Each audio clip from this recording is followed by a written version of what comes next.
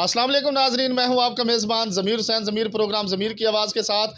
नाजरीन, जैसे कि आपको मालूम है, हमने हमेशा ऐसी वीडियोस बनाई हैं, ऐसी शख्सियात को सामने लेके आते हैं जिन्होंने पाकिस्तान के लिए कुछ ना कुछ काम किया हो, और ऐसी अजीम शख्सियात को सामने लेके आते हैं जिससे पाकिस्तानी कौम का फ़ायदा हो। तो इसी तरह आज हम एक ऐसी अजीम शख्सियत के पास पहुँचे हैं जो नौजवान भी हैं, फिर शायर हैं, अफसाना निगार हैं, अदीब हैं, और फिर सबसे बड़ी बात है कि पढ़े लिखे नौजवान हैं।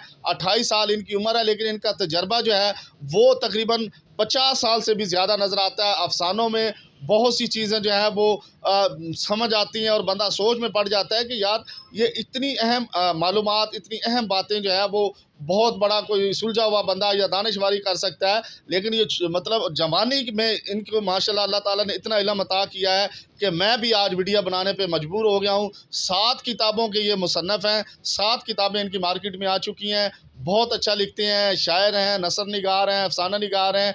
शहज़ाद उफ़क़ और अल तमीमी जो हैं इनका नाम है, और बाकायदा तौर पर ये मुज़फ़्फ़रगढ़ से तल्लक़ रखते हैं। आज इनसे ख़ुसूसी तौर पर हमने नशिस्त की है, मुलाकात की है। तो सबसे पहले हम इनसे बात करते हैं। शहज़ाद साहब, बहुत शुक्रिया, आपने हमें टाइम दिया।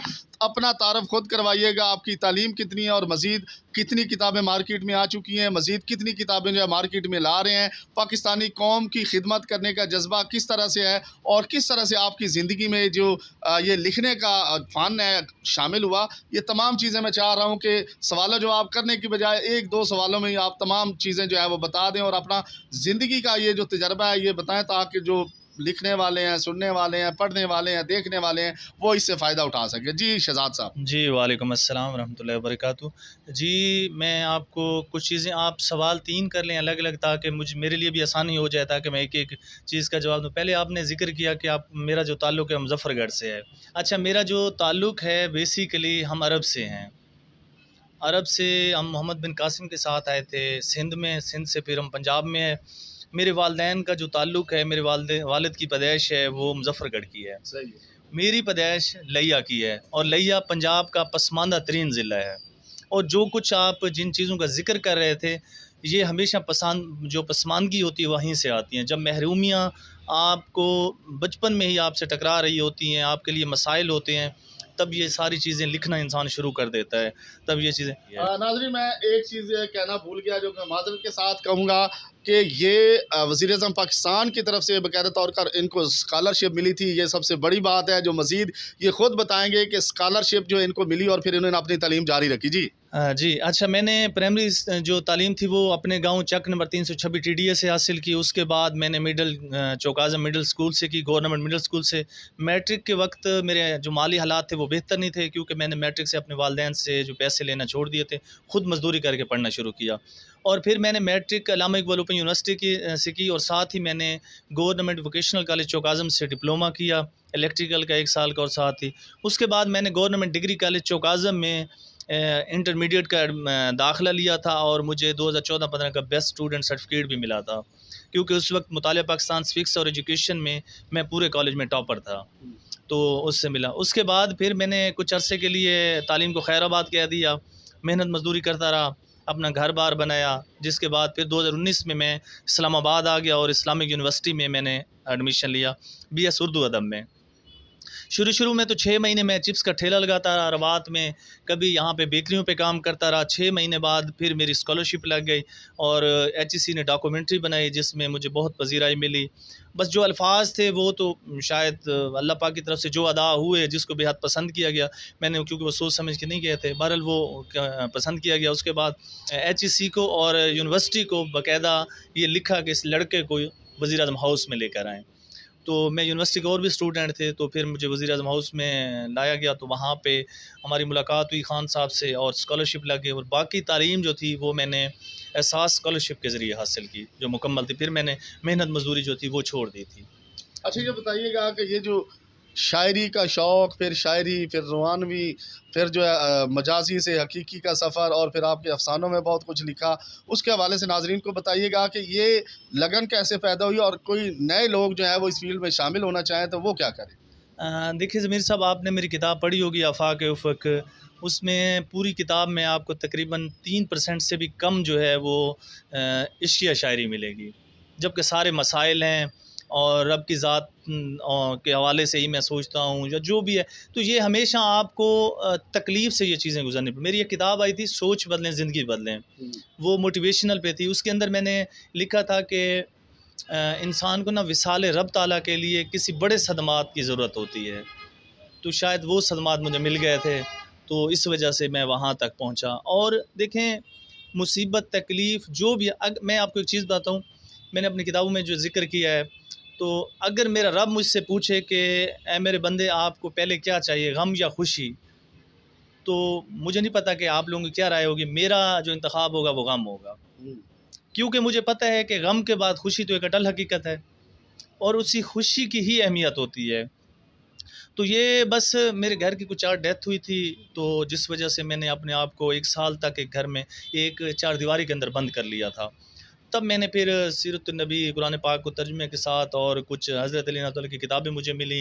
नहजुल बलागा का मैंने मुतालिया किया, उनके खुतबात पढ़े और हज़रत अली की अक़वाल ज़री पर मुश्तमिल किताब थी।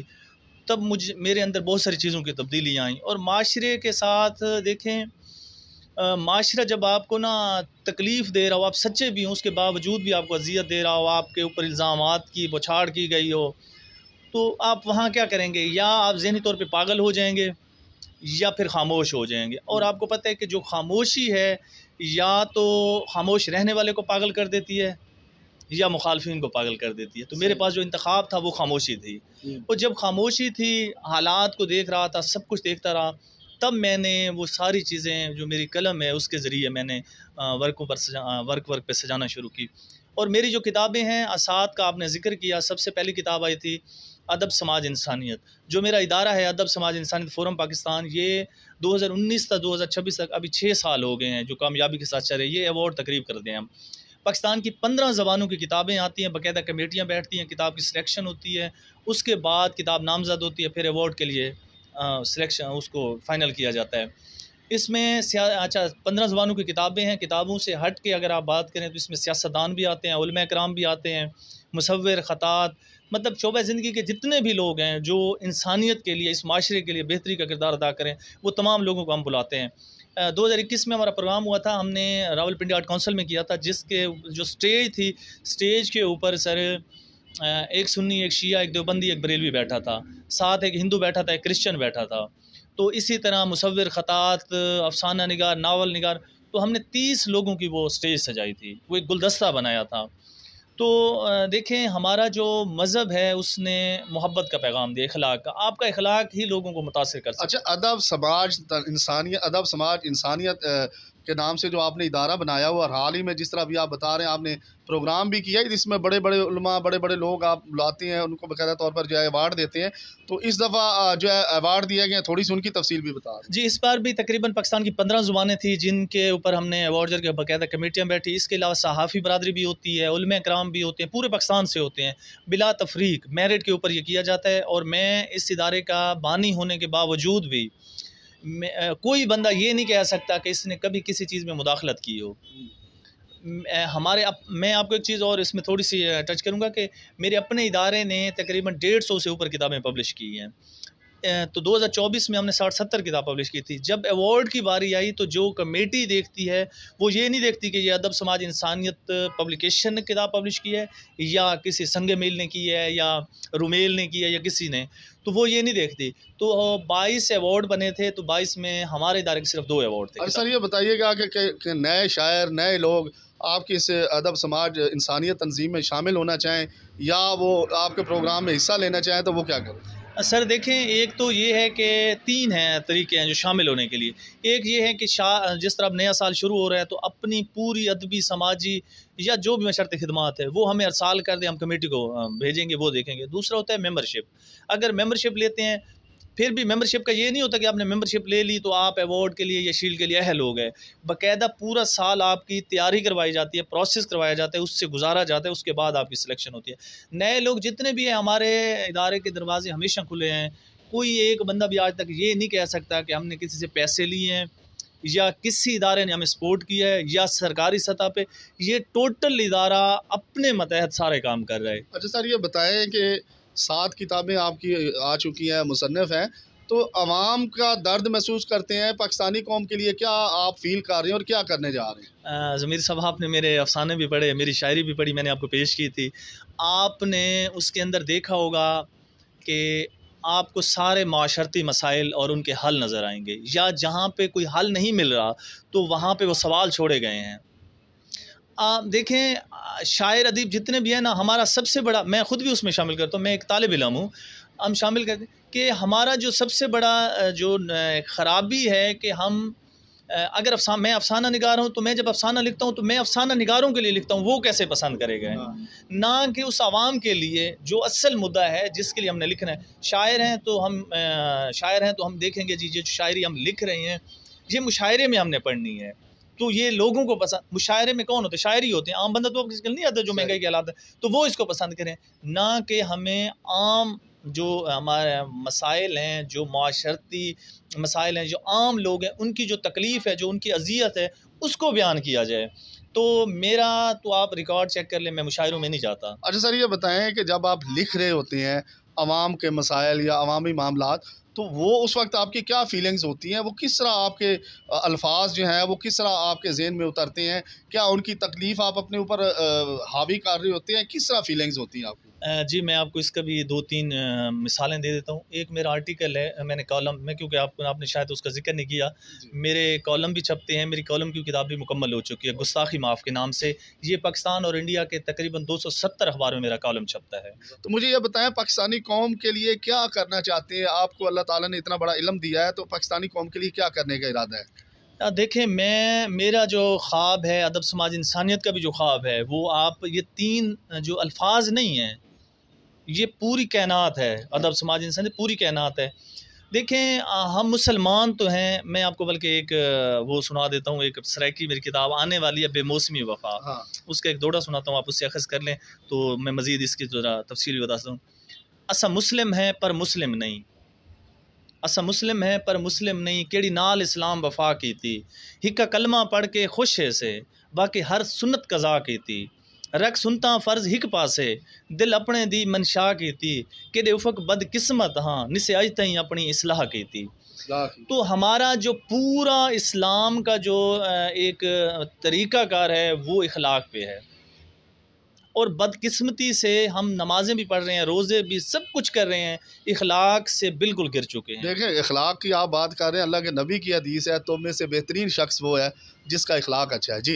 लेकिन आप सल्लल्लाहु अलैहि वसल्लम ने कहा, अगर आपका हुस्न इख़लाक़ बेहतर है, तो मैं गारंटी देता हूँ आप जन्नत में जाएँगे। तो हुस्न इख़लाक़ की जो अहमियत है इस्लाम के अंदर, वो सबसे पहले है। और बदकिस्मती है हमारे मुल्क की, हमारे माशरे की, कि हम माशरती तौर पे इख़लाक़ खो चुके हैं, हमारे पास कुछ भी इख़लाक़ नहीं है। हम किसी के साथ कोई अदावत होती है तो उसके ऊपर हज़ारों इल्ज़ामात लगा देते हैं। मैं आपको एक चीज़ बताता हूँ, मेरा ज़िंदगी का असूल रहा है, मेरी अगर किसी दोस्त से, किसी रिश्तेदार से, किसी से भी लड़ाई हुई है, तो कभी कोई तीसरा मनाने नहीं आया। और मैं अगर किसी के साथ मेरी अदावत या कोई मामलात भी हों, अब तो बहुत उन चीज़ों बहुत पीछे रह गए हैं, शुरू-शुरू में कुछ था। तो मुझे हज़रत अली रज़ियल्लाहु का एक कौल याद आ जाता था कि अगर किसी से आपको नफ़रत होना शुरू हो, अगर किसी के लिए आपके दिल में बुग़्ज़ होना शुरू हो जाए, तो आपको हमेशा उसकी खूबियाँ याद करें ताकि वो चीज़ें ख़त्म हो जाएँ। ख़त्म हो जाए। सर देखें, मेरा इदारा तो पहले दिन से ही इसी चीज़ पे काम कर रहा है। आप किसी भी पब्लिशर के पास जाएँ, वो आपको लाखों का रेट बताएँगे। मेरे इदारे के हवाले से पहले दिन से एक है, देखें आपने किताब छपानी या कोई सामीन सुन रहा है, तो मेरा ये है कि आप आएँ, हमारे साथ बैठें, हम कोई आपसे डिमांड नहीं करेंगे। आप डिजिटल प्रिंटिंग में जाएँ, थोड़ी तादाद में छपती है, वो भी हम हाज़िर हैं। आप प्रिंटिंग प्रेस पे जाएँ, वो भी, प्रिंटिंग प्रेस का आपको सीधा-सीधा जवाब देता हूँ, हम उसमें से कोई 40-50 हज़ार नहीं रखते। आप यहाँ बैठें, पेपर का रेट, प्रिंटिंग का सारा रेट आपको बना के बता देंगे। उसके बाद पूछेंगे ये है बाज़ार की चीज़ें खरीदने वाली। उसके बाद आप बताएँ कि आप हमें मज़दूरी कितना देंगे, हम पूछते हैं। सही है। हर किसी की अपनी मर्ज़ी है, कोई कहता है जी मैं 10 दे सकता हूँ, 10 दे देता है। जबकि उसी मुकाबले में बाज़ार के अंदर लोग जो हैं वो 40 से 50 हज़ार रखते हैं। अच्छा सर, ये बताएँ, कोई ऐसा शायर या ऐसा मुसन्नफ़ या ऐसा कोई कॉलम निगार आ जाता है जिसके पास कुछ भी नहीं है, तो उसकी क्या मदद करते हैं? देखें, वो अगर उसका वाक़ई जो कलाम है, जो कॉलम हैं, जो अफ़साने हैं, जो शायरी है, इस काबिल है, तो फिर इदारा ख़ुद भी ख़र्चा करता है बाज़ औक़ात। अगर वो किताब सेल होती है तो उसमें असल जो खर्चा है वो निकाल के बाकी प्रॉफिट में उसका और इदारे का बराबर के शरीक होते हैं। अच्छा अच्छा सर, ये बताइएगा कि अब जो है जैसे कि हम बात कर रहे थे कि मुख्तलिफ अदब के हवाले से, तो अब आपकी तंजीम जो है वो पूरे पाकिस्तान में काम कर रही है और लोगों को सपोर्ट भी कर रही है, नए रास्ते भी खोल रही है। तो क्या आप कोई नौजवानों को कोई मैसेज देना चाहेंगे जो इस फील्ड में आना चाह रहे हैं या जो कुछ करना चाह रहे हैं, कुछ लिखना चाह रहे हैं? सर किस तरह मैसेज हो, आप देखें कि हमारा इदारा पहले दिन से एक तरबियती वर्कशॉप करता है। उसमें आपको पता है कि पूरे पाकिस्तान से मुख्तलिफ यूनिवर्सिटियों से प्रोफेसर आते हैं। इस साल भी जो प्रोग्राम था हमारा, उसमें भी आपके नमल यूनिवर्सिटी है, अल्लामा इकबाल ओपन यूनिवर्सिटी है, चकवाज यूनिवर्सिटी है, सरगोदा यूनिवर्सिटी है, बैनुल अक़वामी इस्लामी यूनिवर्सिटी है। तो इन सब यूनिवर्सिटियों के प्रोफेसर आते हैं जो तरबियती वर्कशॉप में लेक्चर देते हैं कि आइंदा के लिए, लिखने के लिए, इन तमाम चीज़ों के ऊपर, इखलाक के ऊपर ये सारे लेक्चर होते हैं। तो प्रोग्राम में हम बाकायदा, कोई उसकी रजिस्ट्रेशन फ़ीस नहीं होती, जो भी आए बाकायदा हम सर्टिफिकेट भी उनको देते हैं अपनी जेब से। तो हम तो मेरा असल जो मुद्दा है, मैंने जो सबसे ज़्यादा इस माशरे के अंदर तकलीफ़ देखी है वो इखलाकी तौर पे हम गिर चुके हैं। और लास्ट में कोई मैसेज किसी तरह का भी पूरी दुनिया के लिए कोई मैसेज देना चाहें? प्यार, मोहब्बत, अदब, समाज, इंसानियत, यही है। मोहब्बत ही सब कुछ है। मेरा नाम मोहब्बत है, मेरा काम मोहब्बत है, जो चाहे ख़रीद ले, मेरा दाम मोहब्बत है। जी नाज़रीन, बहुत शुक्रिया है, आपने शहज़ाद उफ़क़ अल तमीमी की गुफ्तगू सुनी। इनका नंबर्स भी जो है वो आपको देंगे ताकि कोई भी बंदा इनके साथ रब्ता करना चाहे तो वो इनके साथ रब्ता कर लें। नौजवान जो अपने मुल्क के लिए लिखना चाहते हैं, कुछ करना चाहते हैं, आगे बढ़ना चाहते हैं, वो इस जैसे नौजवानों को ज्वाइन करें, क्योंकि तालीम ही सबसे बड़ा हथियार है और तालीम ही सबसे ज़रूरी है जिससे इंसान जो है वो इंसानियत सीखता है। तो इनकी जो तंज़ीम है उसका नाम भी अदब समाज इंसानियत तंज़ीम है। तो ये बड़ी बात है। तो आज अल्लाह का शुक्र है कि हम इस दोस्त के साथ मौजूद हैं आज, जिन्होंने बहुत सारी कीमती बातें की। तो आज ये हमारा पहला इंटरव्यू था और मज़ीद पार्ट 1 के बाद पार्ट 2, पार्ट 3, पार्ट 4 और 5 तक हम जाएँगे। तो आज ये पार्ट 1 है जिसको आज हम वाइंड अप कर रहे हैं। माह रमज़ान है, अफ्तारी का टाइम होने वाला है, इसलिए हम इसको वाइंड अप करते हुए आप लोगों से इजाज़त चाहते हैं। अपने मेज़बान ज़मीर हुसैन ज़मीर को इजाज़त दीजिए। अल्लाह हाफ़िज़।